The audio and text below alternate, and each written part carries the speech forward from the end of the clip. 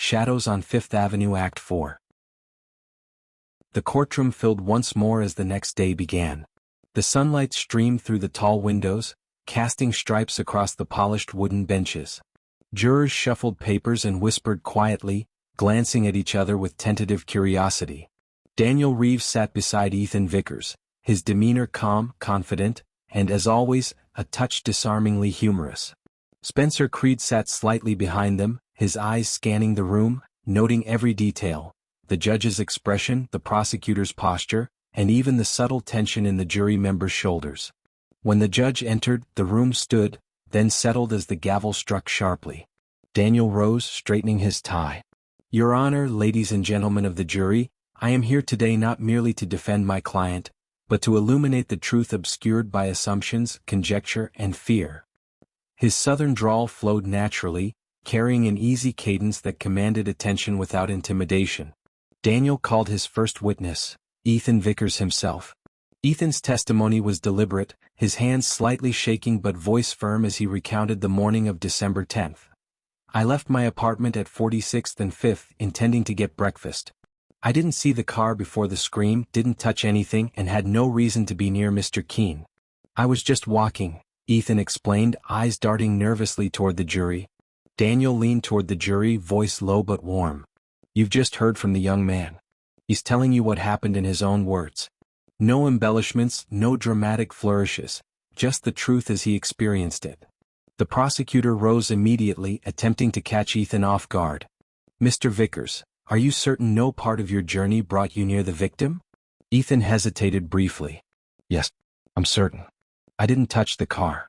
I didn't see the victim before the scream." Daniel's eyes twinkled as he interjected gently.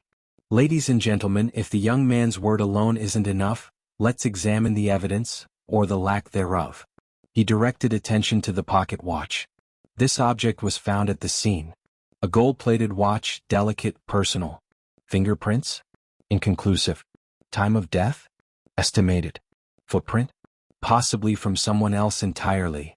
He paused, letting the weight of ambiguity sink in. "Yet the prosecution would have you believe my client dropped it or handled it. Ladies and gentlemen, absence of proof is not proof of absence, or presence. It's simply absent." The next witness was a forensic analyst called by Daniel. She confirmed that the partial fingerprints could not conclusively identify Ethan. The chemical analysis of the cement footprint indicated a size and wear pattern inconsistent with his shoes. Daniel let this hang in the air, pacing slightly. "So, the footprints do not belong to my client. The fingerprints are inconclusive. Yet here we are, the prosecution spinning tales based on shadows, assumptions, and nervousness."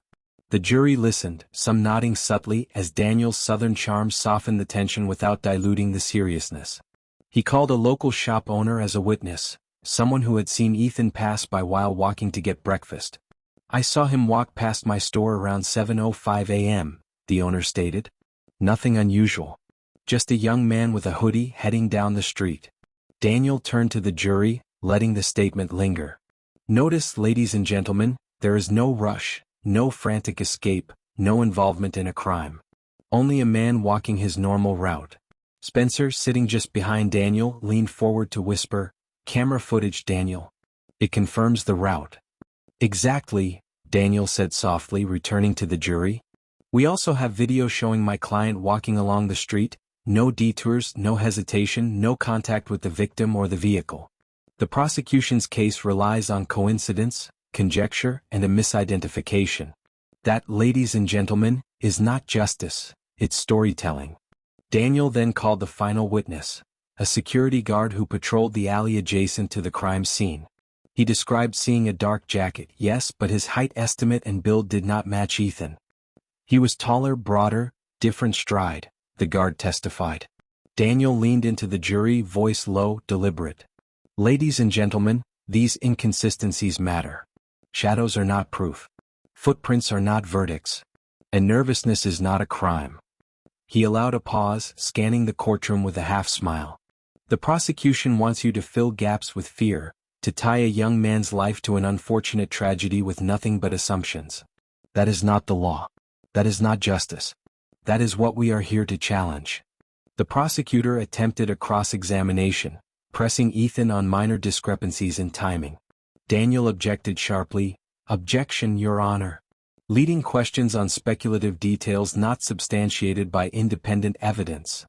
The judge sustained the objection. Daniel turned toward the jury. "Speculation, ladies and gentlemen, is not evidence. Our legal system requires more. Much more." After Ethan's testimony, Daniel leaned back to summarize. "We've shown through eyewitness accounts, surveillance footage, and forensic evidence that my client could not have committed this crime. Everything circumstantial offered by the prosecution is frail at best, misleading at worst. And now, ladies and gentlemen, you have a choice. Accept suspicion as truth or examine facts as they truly are." Spencer interjected during the break, quietly reporting to Daniel, "All CCTV reviewed. Timeline matches Ethan's account exactly. No deviations, no detours. Every piece of evidence that points to him falls apart under scrutiny." Daniel smiled, eyes glinting. "Perfect. That's how we win. Every assumption they make crumbles. Every doubt becomes a shield for truth." As the day drew to a close, Daniel concluded his direct examination of evidence with a flair only he could manage.